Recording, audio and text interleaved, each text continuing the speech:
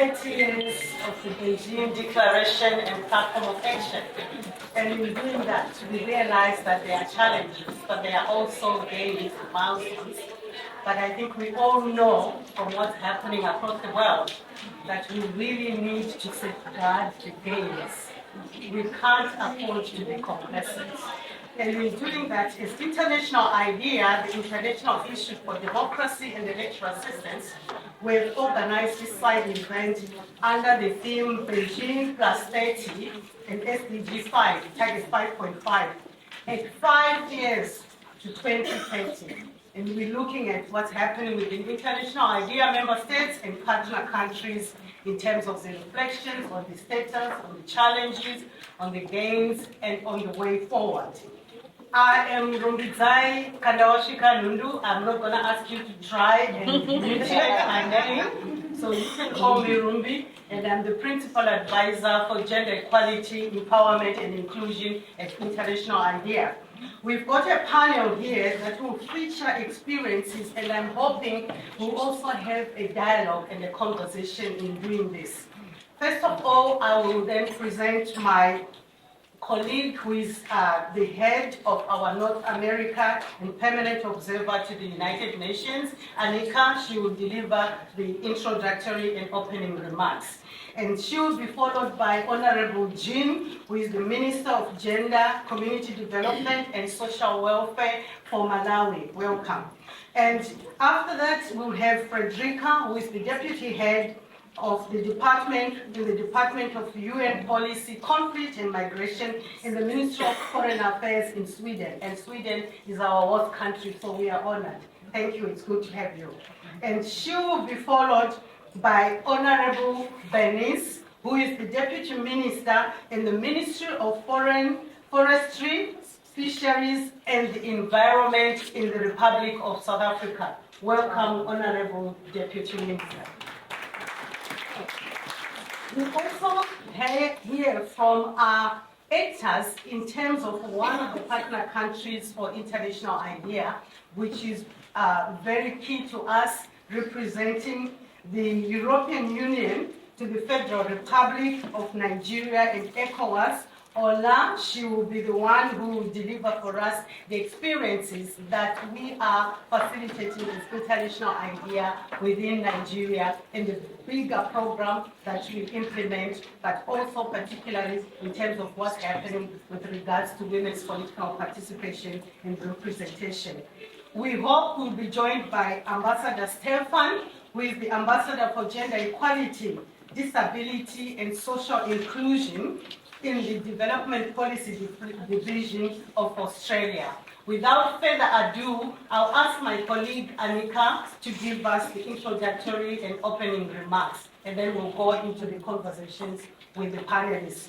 Before that, when Anika and all the panelists are done, we'll get our closing remarks from Vesna, who is the representative for Switzerland, because Switzerland is the current chair of the International Idea Council of Member States. We are pleased to have you, Vesna, as a representative of the International Idea Council of Member States. Over to you, my colleague, Anika. Good afternoon, everyone. Excellencies, distinguished panelists, esteemed colleagues, and friends. It's really a privilege to welcome you to this very critical conversation on Beijing plus 30 and SGD 5 target 5.5, with 5 years to go to 2030. We meet today at a defining juncture, not only to assess the commitments made 2 decades ago, but also to take stock of the progress achieved, the setbacks encountered, and the growing resistance to gender equality that threatens hard-won gains around the world. At International IDEA, the only intergovernmental organization with a mandate to strengthen democracy globally, we have championed gender equality as a fundamental pillar of democracy since our founding, also 30 years ago. A democracy that does not ensure the full participation of women is by definition incomplete, and yet the reality is stark. In many societies, women and men continue to be assigned different roles, held to different standards, and granted unequal opportunities. Resistance to women's political and leadership participation is not fading, It is intensifying, and that should alarm us all. The Beijing Platform for Action set out a clear vision in 1995. Women must have equal power in decision making. And that vision was reinforced by SGD 5 and Target 5.5, committing the world to ensuring full and equal participation for women in political and public life. With just 5 years to go to 2030, we must confront a pressing question: are we where we need to be? And the answer is sobering. Men continue to dominate decision-making at all levels, and at current rates, true gender equality in leadership is still generations away. This slow progress is not just disappointing to us, it is unacceptable. This 69th session of the UN Commission on the Status of Women presents a pivotal opportunity to take stock, recommit, and accelerate action. And this event brings together international IDEA member states and partners to spotlight the milestones achieved, the obstacles that persist, and the strategies needed to drive lasting change.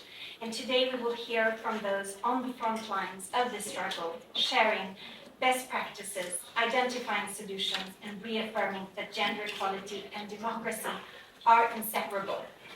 I extend my sincere appreciation to you, Consequently, for your leadership in advancing the gender equality agenda at International IDEA, and for moderating this discussion, and also to Switzerland as chair of International IDEA this year for its unwavering support, and to all our distinguished panelists for sharing their experiences in the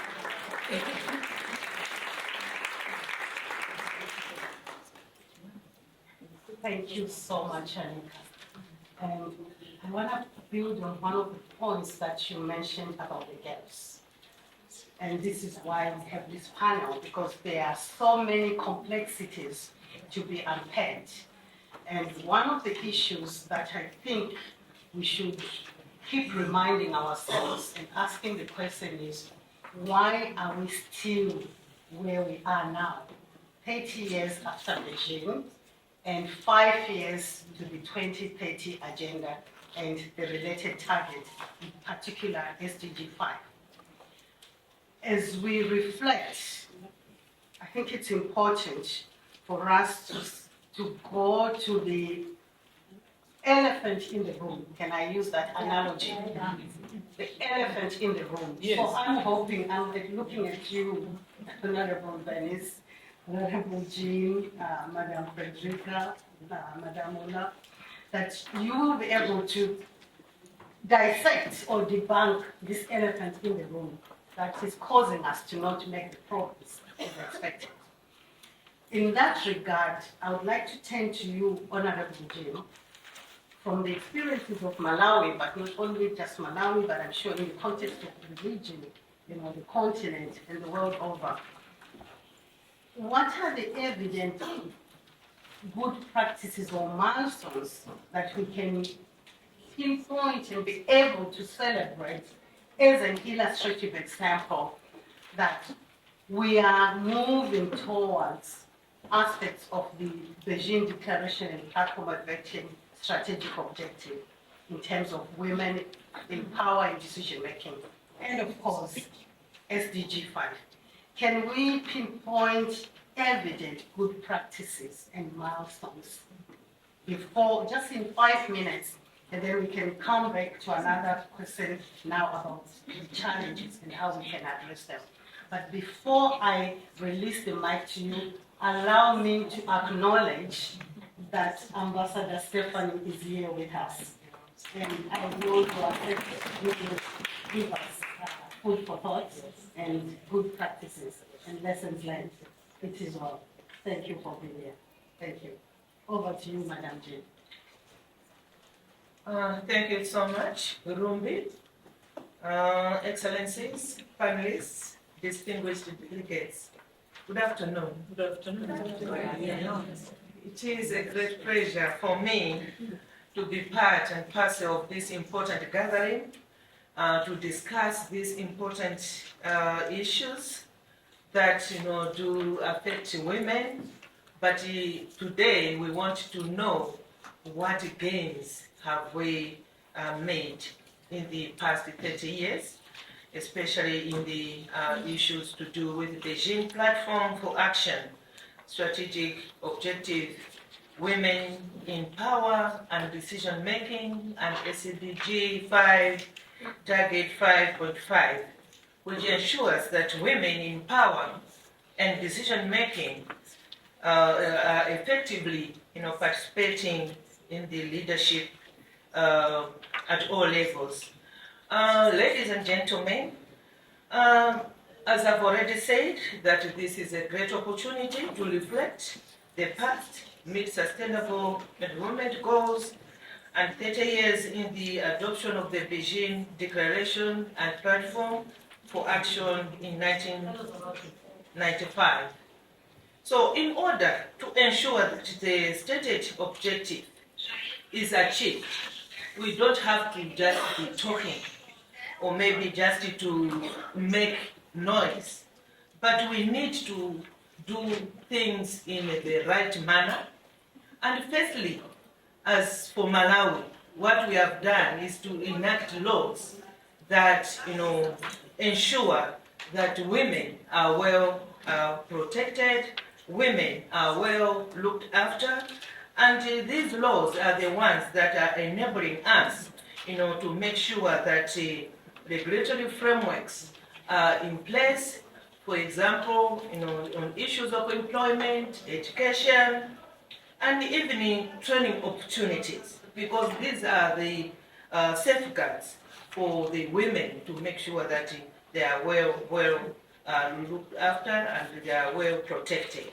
So I'm happy to share with you that one of the sections of the Act, which is the Gender Equality Act of 2013, it provides the 60-40 quota in public service, recruitment, appointment, and promotion of either sex during recruitment to address the structural barriers that limit women's access to economic opportunities. We are all aware that women do face these challenges in regards to recruitment because of lack of enough education, because of lack of maybe the barriers in terms of appointment. So that's why this act has taken into consideration the 60-40 quota in public service. Excellencies, to effectively implement the provisions of the Gender Equality Act to attain our aspirations, the government of Malawi has developed and is implementing policies. And some of the policies are the National Strategy on Political Empowerment of Women. This was adopted in 2024, last year, and it will go through 2030. The other strategy that we thought we had a gap in the ministry, we have the National Male Engagement Strategy. This male engagement strategy is to help us as women not to leave the men behind. What we want to see is to see the men being equal with us, helping us to push our agenda. So that's why we have that strategy. So now what we are doing is to how to implement this strategy.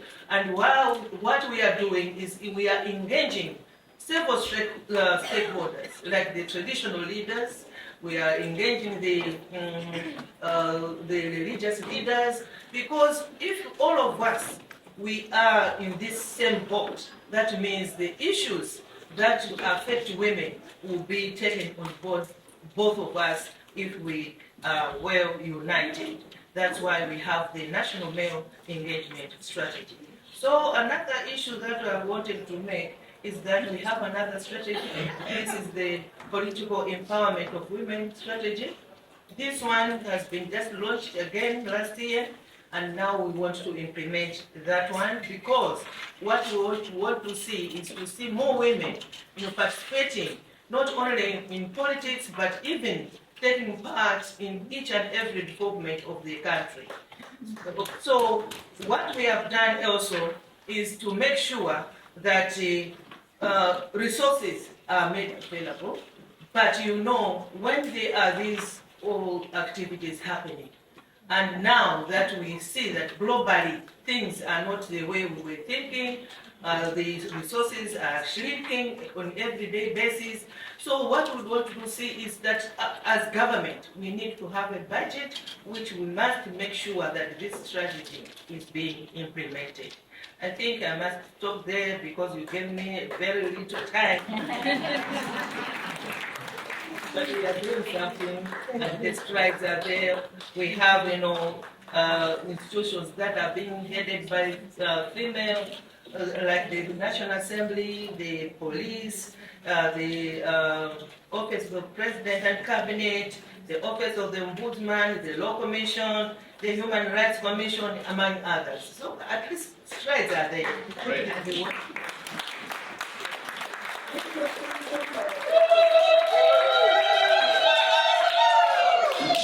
Thank you, Honorable Jean, for highlighting the strides, the milestones. We know whilst there are milestones, there are gains, there will also be challenges. So we'll come back because there are some persistent challenges that will not go away. So we'll come back to you, but we have noted the milestones in terms of the enabling legislative frameworks and strategies. And of course, the resourcing for those strategies to be implemented. Because it's one thing to have a strategy if there are no resources and institutions to buttress those strategies and ensure their effective implementation, it will not get us anywhere.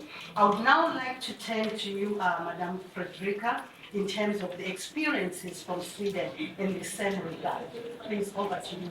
Your 5-6 minutes. Okay, thank you so much. It's really wonderful to be here because I can just feel the energy and I know that together. First, I would like to stress that ensuring women's full and effective participation and equal opportunities for leadership at all levels of decision-making in political life and public life. It's not a linear development. It's a bumpy road. That's our experience. Where we tackle negatives as well as positive along the journey. And it takes time. It's easy to forget that. In the Swedish parliament today, 46% of the parliamentarians are women. But it wasn't that easy to get there. I mean, women in Sweden got the right to vote in 1919. But it wasn't until the 60s that the real debate started about female representation in the Swedish parliament. And it was actually a very prominent journalist who kind of pushed the debate. And there was a breeding ground for it as well.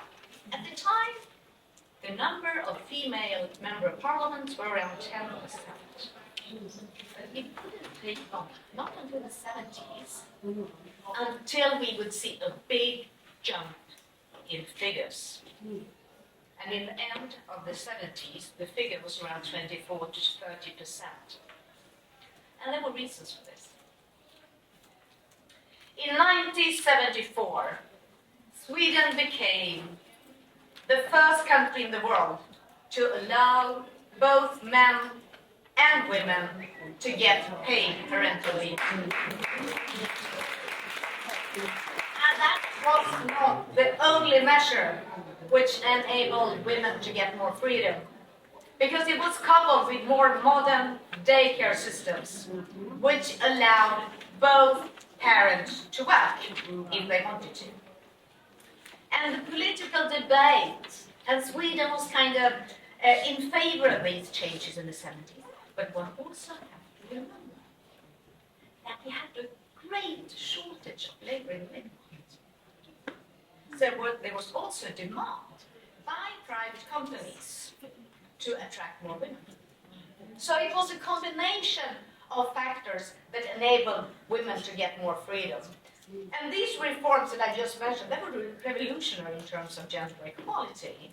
And it challenged the gender norms the woman was not only the caretaker, also the man could be a caretaker. And the woman could also be seen as a breadwinner. And in the 90s, there was another jump when it comes to female representation in the parliament. And this time, men and women were really tired about what were you talking about, Mr. and Mrs. Minister? Talking and no action.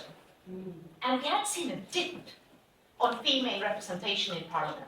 And there was this kind of, there was one prominent journalist began, and she gathered academics, journalists, and other influencers at the time, had lots of, were seen on television, and threatened the traditional political parties to establish a feminist party.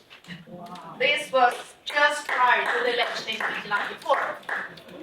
That if the traditional parties would do better in electing women into the parliament, I would create and that draw the political parties to accept what we call every second woman. Yes. It doesn't sound as good as it is, but it's like man, woman, or woman, man on the party lists. So it really changed a lot. And since then, obviously, we have had lots of developments, and gender equality is mainstream throughout our society. We have gender-sensitive budgeting, extremely important.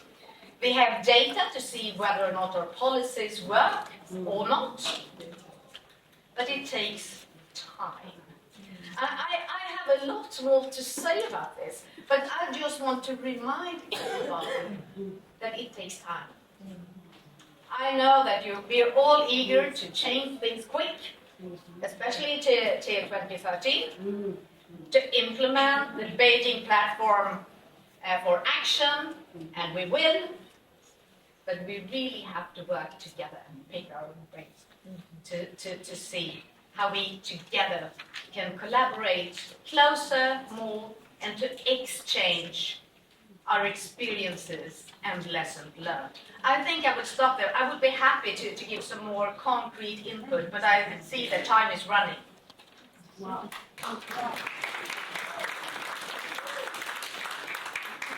Thank you so much. You know, the good practices and the example of parental leave. I keep correcting people wherever I go. It's not maternity leave, it's parental leave.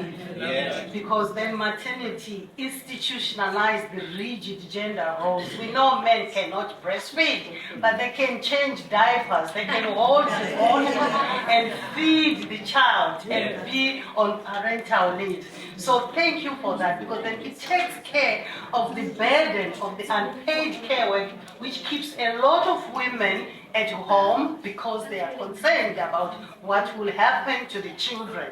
And the role of the media, I picked that up. I think this is something that we need to push for as we go forward. How can the media be a conduit for transformative gender social norms and the roles that will lead to making sure that both women and men can participate? I'm so excited, but I like the sobering conclusion. It takes time. We are not going to do it overnight, but still, may we not be weary, but still continue to do it, learn from each other. And thank you for those reflections. Can I turn to you, Honorable Deputy Minister Benis? Share the journey. How bumpy has it been also in South Africa? And where are we? What are we seeing? I can assist you. It's on this side. It's that side. Thank you, Program Moderator. We are honored as South Africa to participate in this session. And we are equally happy that International IDEA plays the critical role that it has played, even with us as South Africa.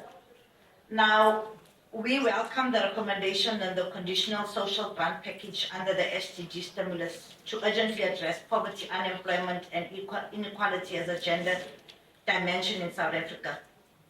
Our government, the private sector, and social partners must indeed focus on higher economic growth and reduced unemployment by urgently addressing skills mismatch amongst others.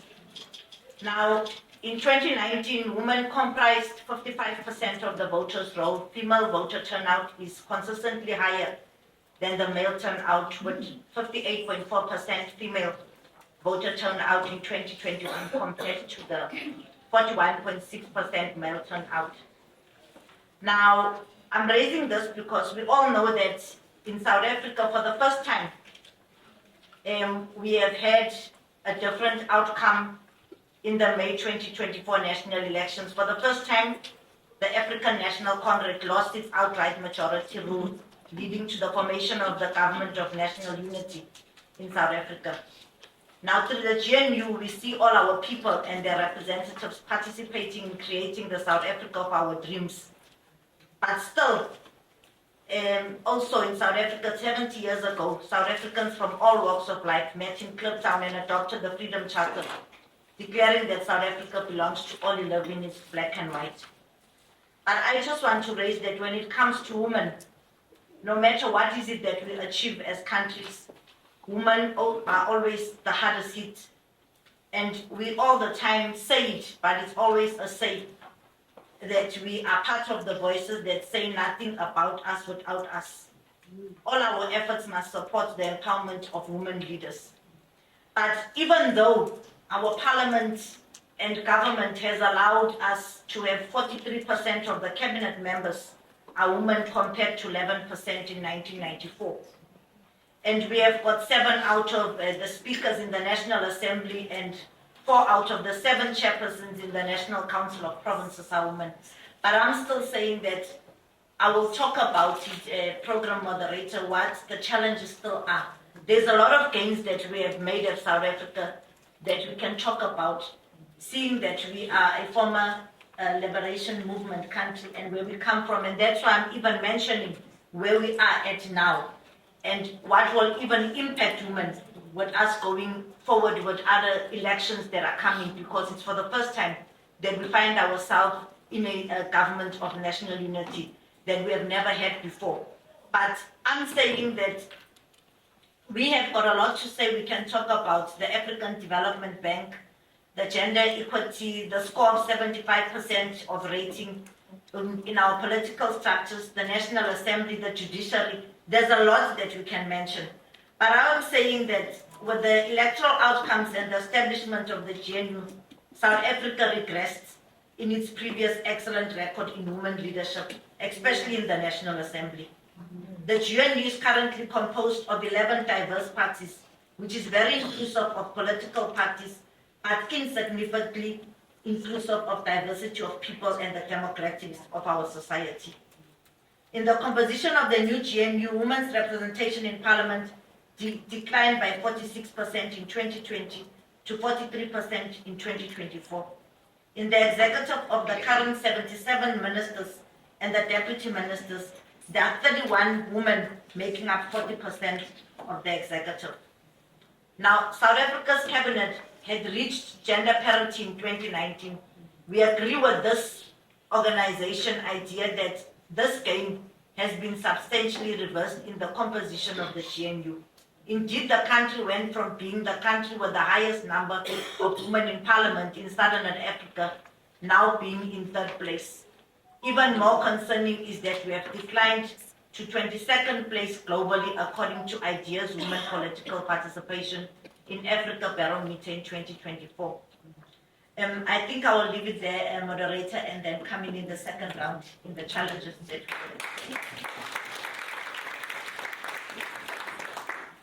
Thank you so much, Honorable Denise. One of the takeaways from what you've said, nothing about us without us. And I think this has to be an anthem, a global anthem at this point in time. Nothing about us without us. And you raise a very pertinent point that if you look at the voters' roll, women are, like in the case of South Africa, 55% of those who are on the voters' roll.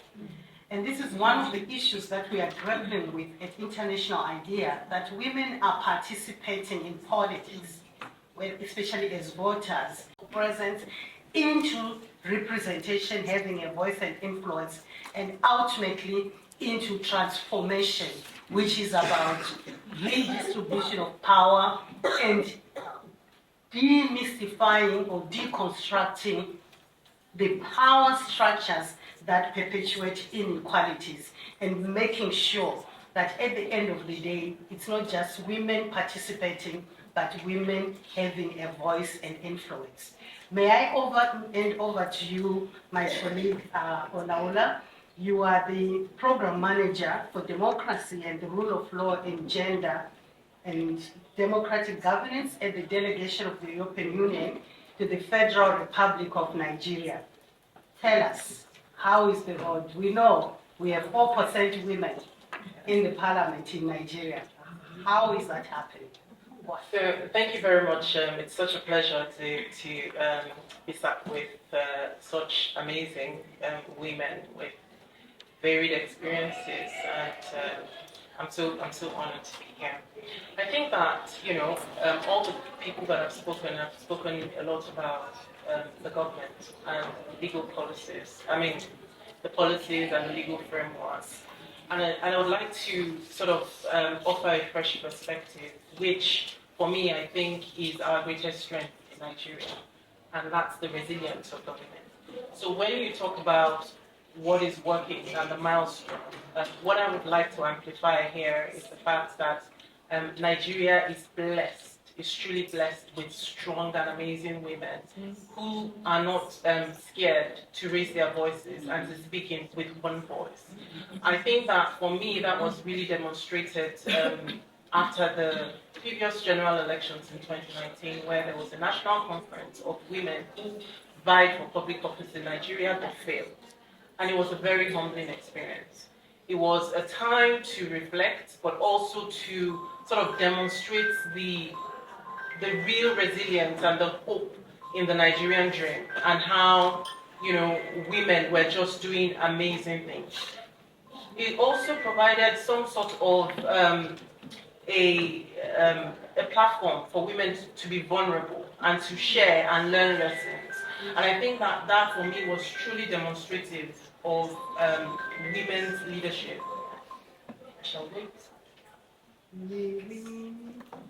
Maybe put some silence to facilitate dialogue respectively. Thank you. So I would conclude on that point by saying that the Nigerian women are Nigeria's greatest assets. Having said that, we have made some progress, even though the progress has been slow, and I'm happy to talk about. I wish you had led the challenges. I would have a lot to say.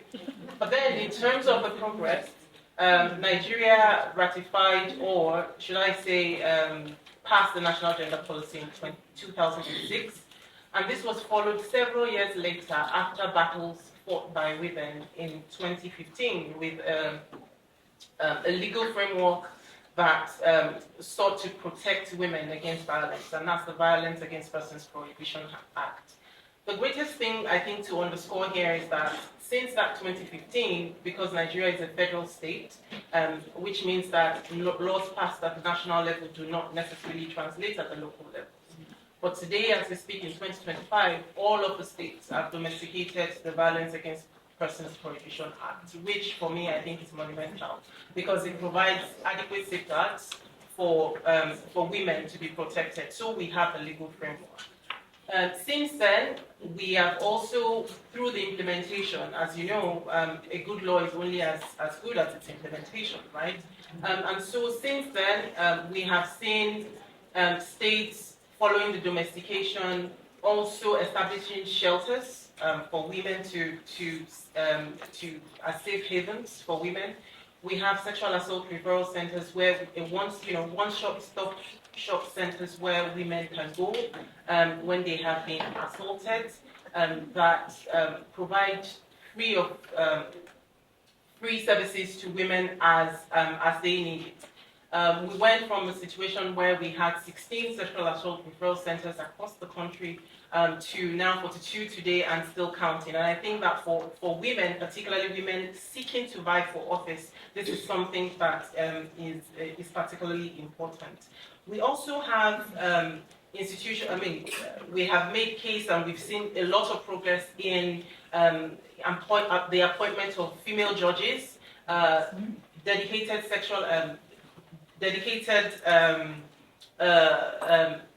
gender-based violence courts that we have as well, which are protected spaces that are sort of survivor-centered, that makes sure that survivors are not re-traumatized and that lived experiences of women are respected in a way that sort of promotes justice.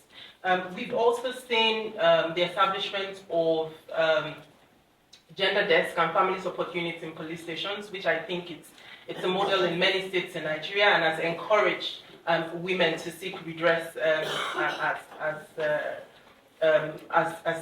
they deem. Almost every state now has a joint government and CSW platform for coordinating response, which I also think is a fantastic milestone in Nigeria in terms of protection of women and women's political participation. I think I'll stop here and then we'll come back to the main challenges, which, of course, as you know, in Nigeria with recent events, this has been an extremely difficult time for women in Nigeria, but we forge ahead. Thank you very much.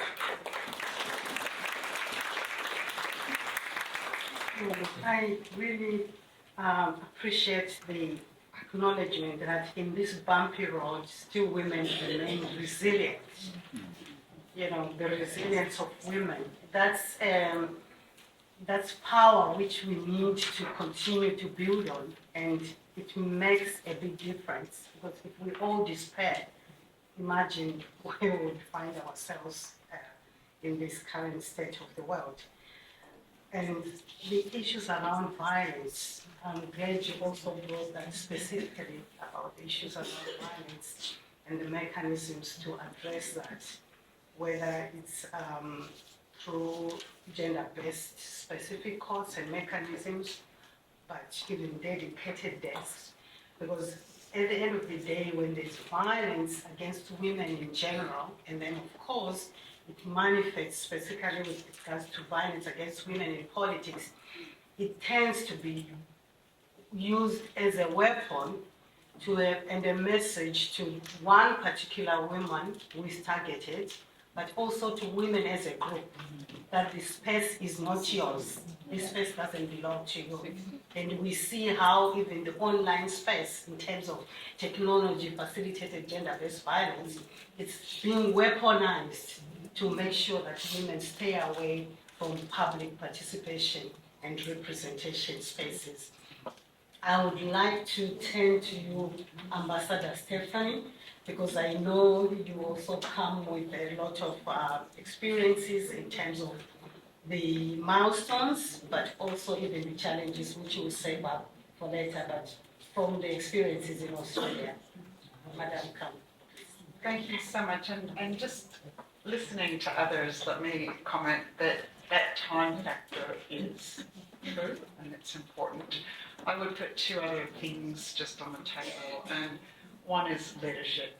We have to have leadership, and we have to have leadership at all levels, including that bottom-up leadership. Let me give you an example. Recently in my own country, we've had a real tragic increase in the number of women who've been killed by their intimate partners, by their husbands and their partners. And it was really the leadership from our community that came out and marched and said, no more, no more. And that really inspired government to put a great deal of funding now to really look at how we're going to address this issue. So that leadership. But the third element, let me just bring to the table, is persistence. And here we are in 2025, and if you look around the world, how many countries are there where granddaughters have less rights than their grandmothers? Think about it. So progress is not linear. We have to fight for it every single day. And as my colleague from Nigeria said, we have to be resilient.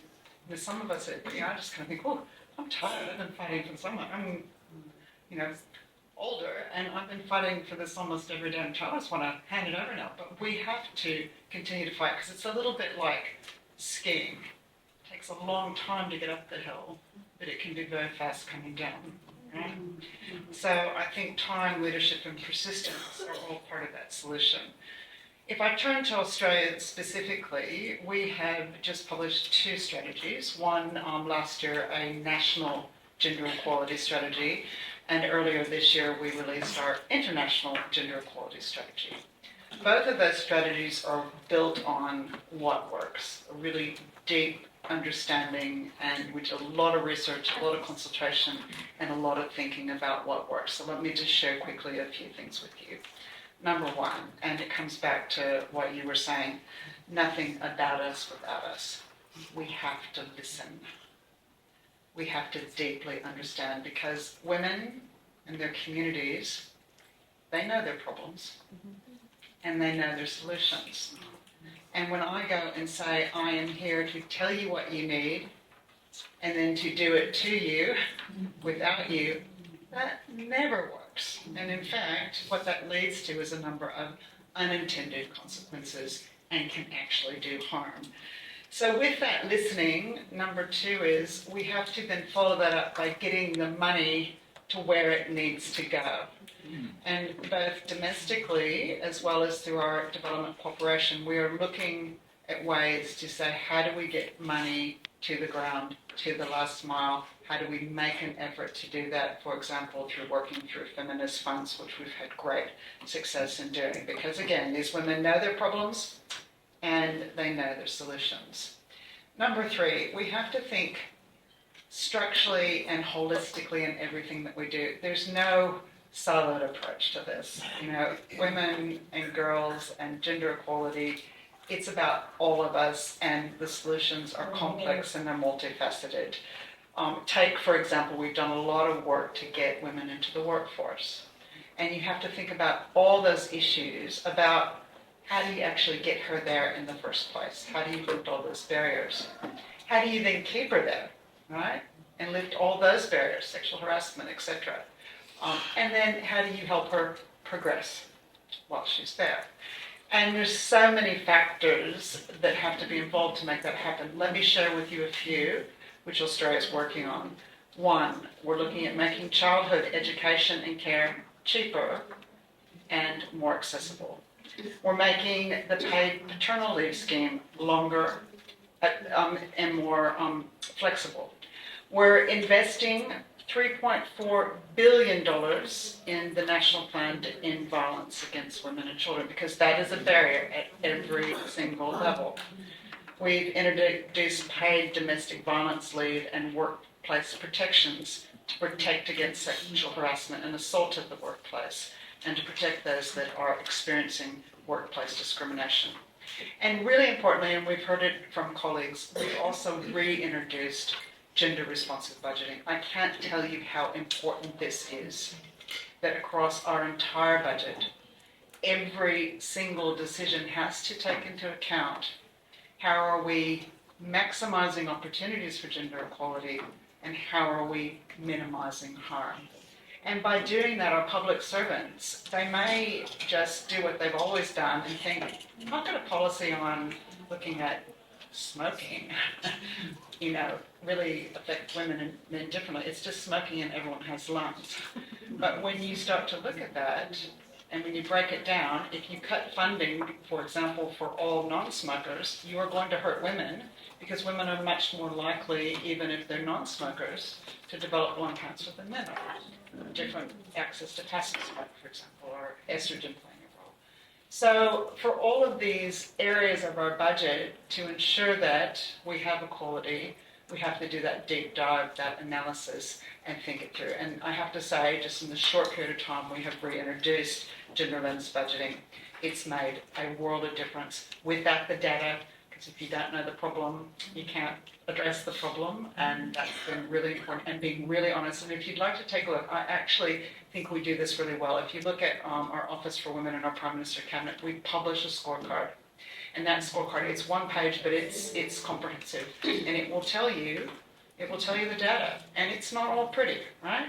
We have a lot of problems, We've made progress in some areas we haven't. And when we're not making progress, we have to sit and say, what are we going to do differently?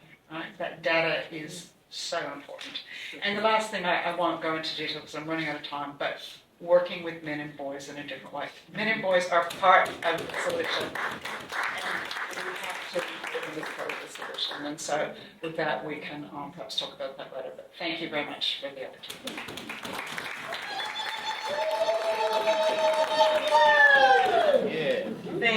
Thank you so much, Ambassador. I'm sure you can hear the ululating acknowledgement that you were on point and connecting the dots from everything that we are saying, but also amplifying the issue of leadership. And I added political will to the leadership, because then leadership comes with political will and persistence. And as Frederica said earlier, the progress is not linear. Even Honorable Jean, we all said it, Honorable Bernice, it's not linear. It's not like you have everything done in one spot at the same time. But I really like the analogy, not the analogy, but the illustration that you gave. And I've always used it. So I'm actually glad that you are reinforcing it. When I'm feeling disheartened, I keep telling myself, where I am now compared to where my grandmother was, is a big difference. Because part of my life I was raised by my grandmother.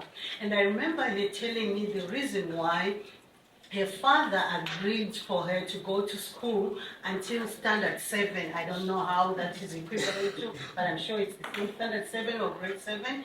It's because her father said, I want you only to be able to read the letter from the man who will be writing to you, trying to coach you. That's the reason why my grandmother Grace was sent to school, that she can be able to read a letter from whoever the man would like to marry her, and bring cows to my great-grandfather.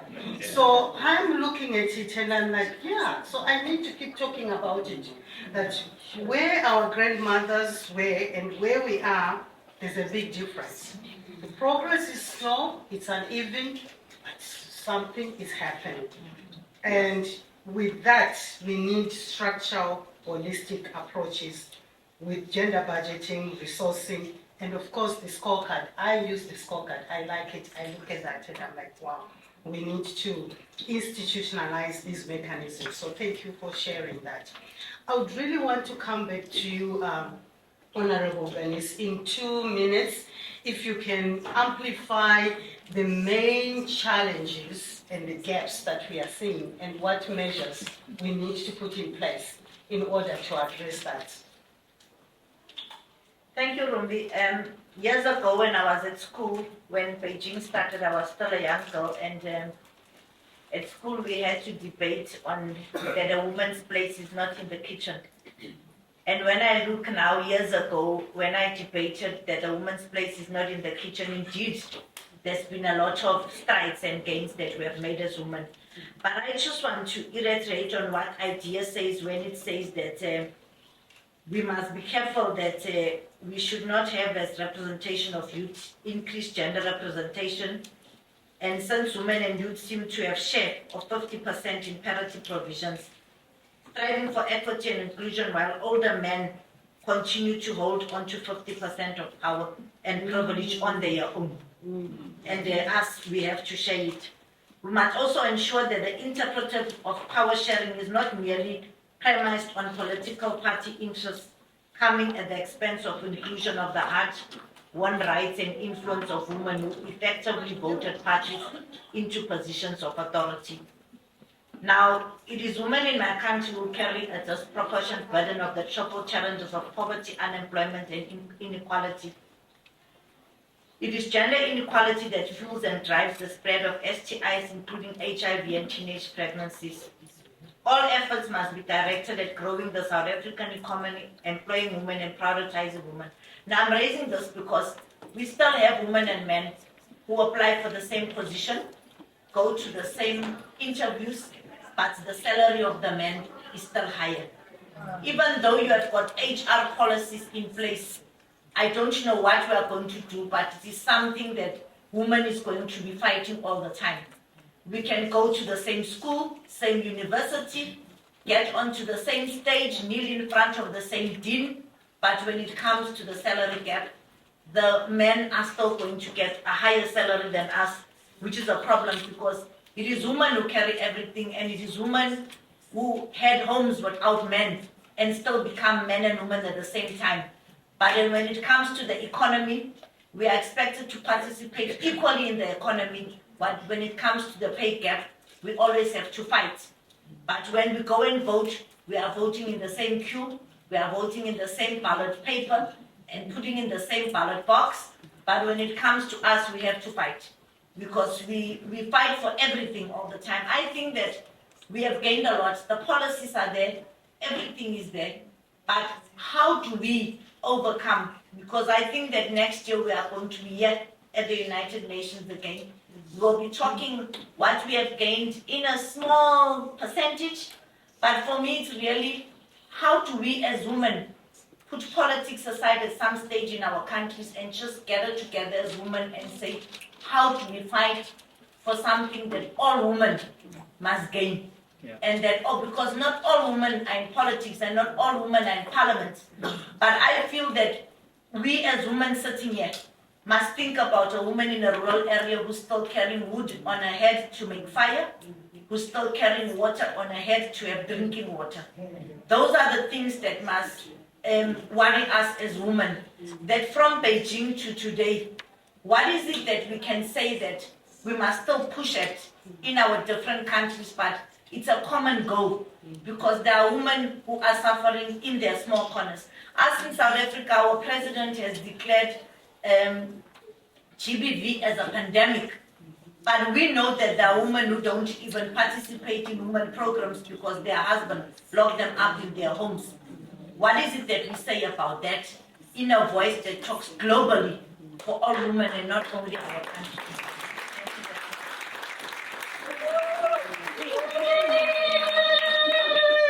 Thank you, ma'am. Giving a voice to each other and making sure that at the end of the day, it's not just limited to us who are in these spaces, because it's not just about us in these spaces, but for the national and global and regional interests in terms of women's empowerment. Can I switch over to you, Ola, and just for you to, in 2 minutes, challenges and the mechanisms in terms of responses for those challenges, please. Okay, thank you very much. So I think to stress that in Nigeria, the situation in terms of women's political participation is really dire. And with the IPU data just released in January, we are sort of 179 out of 183, which really tells a very, very sad story. We also have we have a bicameral legislature, and we have 4 out of 109 senators and 16 women out of 360 men in the House of Representatives. So for us, the situation is quite critical. We have, out of the 36 states in Nigeria, we have 15 states that do not have any woman representation in the state houses of assembly. So essentially, you have men making policies for the entire state without any female input. So it is a really dire situation, and that's when you also consider the fact that 47% of people on the voter roll are women. And so, just as you said, Rumi, in terms of how is this not translating into better political participation of women. In 2022, as we all know, that affirmative action is not necessarily the silver bullet, but it helps move the needle. In 2022, there was extensive efforts made by women to push the affirmative action bill, but this was thrown out by the Nigerian legislature. Now we are back at it, and I think that, to come back to what we need to be doing in terms of mechanisms, I still feel that the legal, we have seen progress in places where, when quota was introduced, that sort of helped, and I think that the fact that Nigerian women, civil society, feminist groups are pushing for that, and we are at a critical stage in that past second reading. So I think that is critical for us in Nigeria, and that's what we need to do. Somebody spoke again about data, how we need to have that data, because that's the only way you can begin to push for a shift in policy, telling our stories, curating stories, and being able to see and really demonstrate how this is impacting not only the economy, but also the lives of all of the Nigerians, particularly the young Nigerians. So data and all of that is something that we would like to highlight as well. Thank you. Thank you. Affirmative action measures is international, and here we are in the forefront for managing the global gender quotas database. And we know, like you rightly say, they are not the answer on their own, because sometimes they are plunged in the middle of social norms and stereotypes and perceptions, and they don't work. But at the same time, there are mechanisms for just women to enter in, for the space to open, because women are always contesting, have to consistently fight to have access. So those measures are very essential. Can I turn to you, Frederica, quickly? Main challenges and mechanisms for responding, and then I'll come to you, and we'll conclude with Madam. Well, of course, it's always going to be a resistance to letting women into power, because some people have to step back, and this time it's men. So that will always be a challenge. But I also think that women need to be where the power is, where the real power is. Normally, we are engaged in sectors that are regarded more soft. Yes.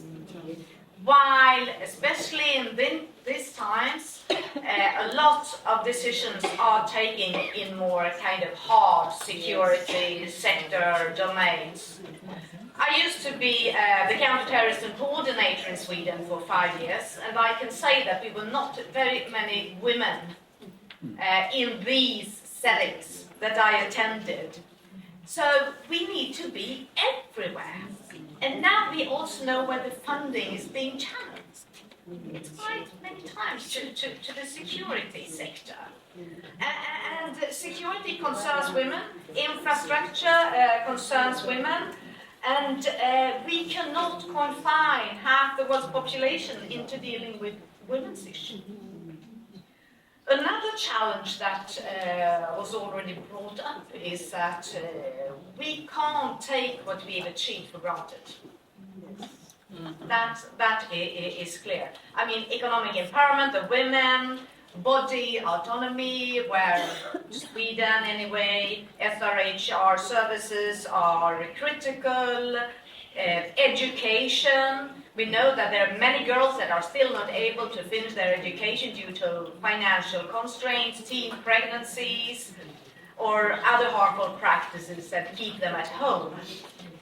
So we have to sharpen our arguments. We have to deepen collaboration on what works and what not. Data, critical, and we need to have a closer collaboration between civil society actors, between governments, between social or civil society and government, because the geopolitical landscape has changed. So we really need to step up our work. Another very, very difficult and challenging hurdle for women parliamentarians are disinformation. Disinformation campaign. We see that in Sweden, that women are more exposed than men to hate speech online and also offline.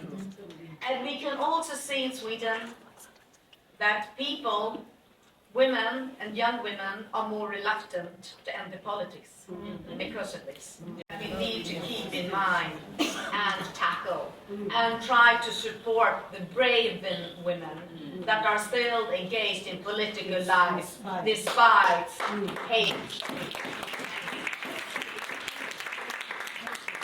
Thank you, Frederica. And the element that you've concluded with on disinformation and hate speech, technology facilitated gender-based violence, and how it's targeting women because of their gender, because they are women. And as a result, I've seen, I think, a report indicating how young women and young women parliamentarians in particular disengage because of trying to protect themselves from the attacks. So those are the challenges, and I don't know what will happen, what needs to be done in terms of IT or tech companies, because this is now becoming a world pandemic and we need to deal with it. Thank you. Over to you, Ambassador. Okay, let me be quick as we're ending. I've had the privilege in my role of doing 55 country visits in the last 2 years. And there are 3 challenges that I've found exist in every single country, including my own. The first is harmful social norms. And this whole idea, he takes charge, she takes care, right? And not only are those avert in terms of how we think about things, they also become unconscious. Let me give you a quick example. I was on a plane the other day. This plane takes off, we're taxiing it down, and the pilots come on, all-female cockpit. I thought, hooray, this is exciting, great. Fly up in the sky, we hit terrible turbulence, and my own kind of brain went to, oh my God, I hope they can fly the plane. Thinking, I'll feel safer if a man's here, right? I'm the ambassador for gender equality. I got to the ground and I gave myself a talking to. Of course she can fly the plane. But that's what I gravitated towards. It was that unconscious bias. He takes charge, she takes care, and it undermines gender equality and fuels violence in all of our countries. Number 2, the care burden for women. Now, I have a job. I'm going to advertise it in the paper. Here are the requirements.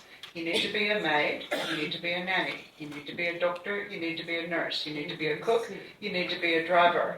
You won't get any holiday. You might be beaten up even occasionally or often.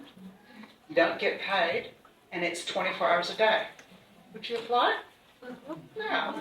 Okay? And of course, this is the care burden that so many women around the world are experiencing. And again, when you are waking up at 4 a.m. and hauling the water and getting the firewood and getting the kids fed and cleaning the house and doing the chickens and doing the garden and taking care of da-da-da-da, and you collapse into bed and you do it again and you do it again and do it again, how do you have time to do anything else, right? So the care burden is huge.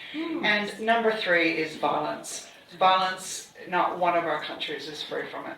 Not one. And it's in so many different forms, including increasingly technology-facilitated gender violence that is targeting women and pushing them out of public spaces.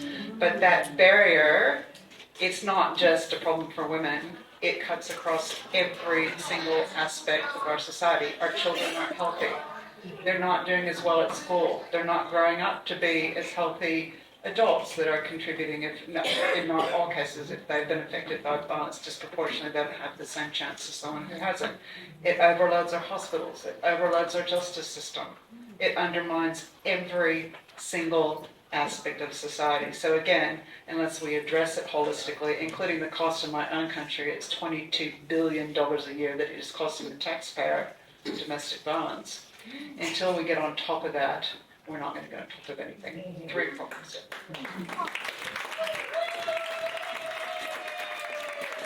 Thank you so much, Ambassador. And one of the things that you raised is about we need to the cost of continued gender inequality and lack of women's empowerment, harmful social norms, unconscious bias. Who are the custodians? Sometimes I always say, let's take a survey amongst ourselves as advocates and practitioners. We tend sometimes to be the custodians of the harmful social norms that pull us back. Oh, thank you for those reflections. I'll hand over to Madam Jean. 2 minutes, challenges and the responses. Thank you so much, Rumbi. Challenges. There are many challenges that we have heard here. In Malawi, most of the challenges are limited financial capacity of female candidates to allow competitive participation. So this is very, very critical on issues to do with resources. Another challenge is lack of affirmative measures in the party constitutions. And you know, in Malawi, the electoral process is the first past post system. It is a very, very difficult system, especially when it comes to women to participate in politics. So mostly parties do not have those affirmative measures. Another challenge is that of increased cases of gender-based violence. And this is, I think, in every society, especially in Sadic Africa at large, there are issues of gender-based violence, and this, makes it very difficult for women to participate, especially in politics. The environment is very hostile. Another challenge is of women, lack of women's participation in governance processes. Always women do go for registering and in large numbers, and they go for rallies and just dancing, but not at that level of decision making. So that is very, very difficult for women to participate meaningfully. Another challenge is that of the negative attitudes towards women competing in electoral positions. Sometimes it's even women themselves, making laughing at their own women instead of encouraging. They are the ones putting them down. So that negative attitude is also a most challenging thing when it comes to women in participating in decision-making positions. Another issue is about the weak monitoring of systems in the elections and in the other gender perspective. So monitoring is another challenge because there are no enough systems in monitoring. So going forward, what we should do as women to overcome these barriers, one is mentorship. I think you remember you came to Malawi, you had that program, and I think we should encourage mentorship programs. Yes. Because in leadership, when there are mentors, these mentees, they can be encouraged to take part in each and every position that they would want to take. Another issue is about the legislative and policy reforms is important because in Malawi we have seen that some of the legislative laws that we have identified that there are some gaps. So there's need to maybe fill those gaps in order maybe to strengthen the legislations that we have in Malawi. And again, I did mention that another challenge is a financial issue. So on this one, we need financial support. We have legal framework, we have the strategies, but only having this on paper will not make a difference. We need resources, we need financial support so that we can have more participation of women. We don't have much time. Okay, creating safe spaces, as she did mention, we need to have those spaces and management of data for women in decision-making positions. Lastly, as I conclude, I just want to leave this quote: when women lead, societies succeed.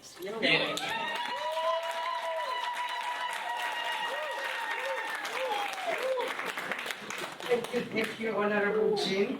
You have captured especially the issues around political parties. What happens in political parties, which we call it international idea, the real gatekeepers of who gets into positions of power and decision making. Because the secret garden on the identification, nomination, and selection of candidates.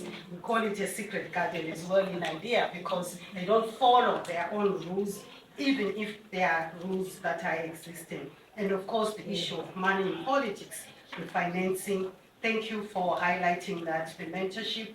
I'm glad you appreciate the efforts that we have done as International Idea in Malawi in terms of the Young Women's Empowerment Academy.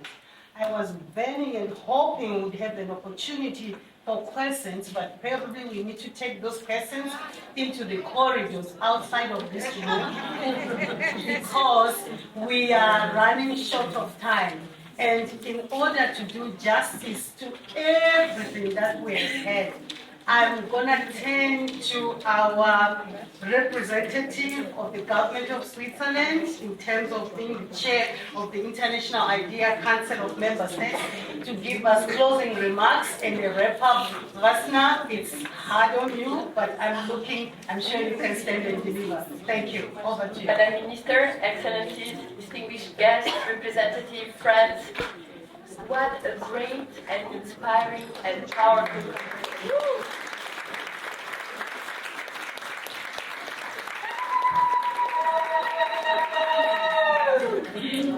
Switzerland would like to express its appreciation to everybody who spoke today and who applauded, who listened today. And we would like to really say a big thank you for this event, for all this engagement, and International Idea for organizing this event. Your insights have illuminated our path, our reflection, and we are honored as Switzerland to assume the chair of the Council of Member States of the International Idea in 2025. As chair, we are committed to strengthening the implementation of the mandate of the International Idea, fostering inclusive dialogues like this one, and ensuring the organization's financial sustainability. We will also focus on the powerful interplay between three pillars: democracy, inclusion, and prosperity. And we have heard, gender equality is integral to this effort, as inclusive democratic systems and economic opportunities are more effective when women, girls, and marginalized groups have equal access to rights, resources, and decision-making at all the levels. Through collaborative action, we can advance a governance that is more inclusive, resilient, and responsive to today's challenges. Strengthening democracy and governance requires us to prioritize inclusion, ensuring that all the voices, especially those of women and girls and marginalized groups, are heard in decision-making.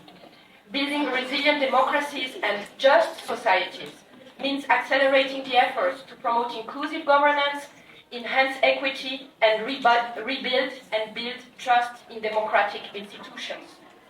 Gender equality is key to this. This is what we are discussing during this week. And democracies are stronger, more resilient, when women and girls have equal opportunities to participate in decisions that affect their lives. And it is the time to turn all these commitments wider and into action. And Switzerland is stepping up also its efforts.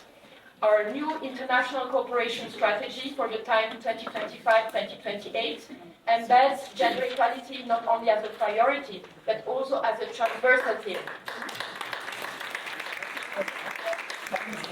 These priorities and transversal theme means very concretely in our international development cooperation, all the programs from humanitarian aid to climate change to migration to economic empowerment have to take this into consideration, women's and girls' rights, opportunities, and leadership. And one concrete step, and I know everybody has a phone, and some of the phones were ringing. There is a wonderful app which is not very known, but it's an app in 3 words: Women's Human Rights App. It's a free of charge app that you can upload right now, and it provides expertise and free digital database, we were discussing data, on all the international instruments on gender equality and women's rights of all the UN systems and organizations. And tools like this are really very, very useful, and I hope that they can also help to have transparency, good accountability, and really the content to continue our fight towards more equality. And governments, we have seen, we cannot achieve that alone. Real change requires this collaboration this joint endeavor between civil society, the private sector, the academia, international organizations, and the different member states. So together we can dismantle these systemic barriers and create an environment when women and girls can thrive. So the 2030 deadline, and that's my last sentence, the 2030 deadline is fast approaching, and we cannot simply reaffirm our commitments. We must translate our commitments into action. Yeah. Thank you.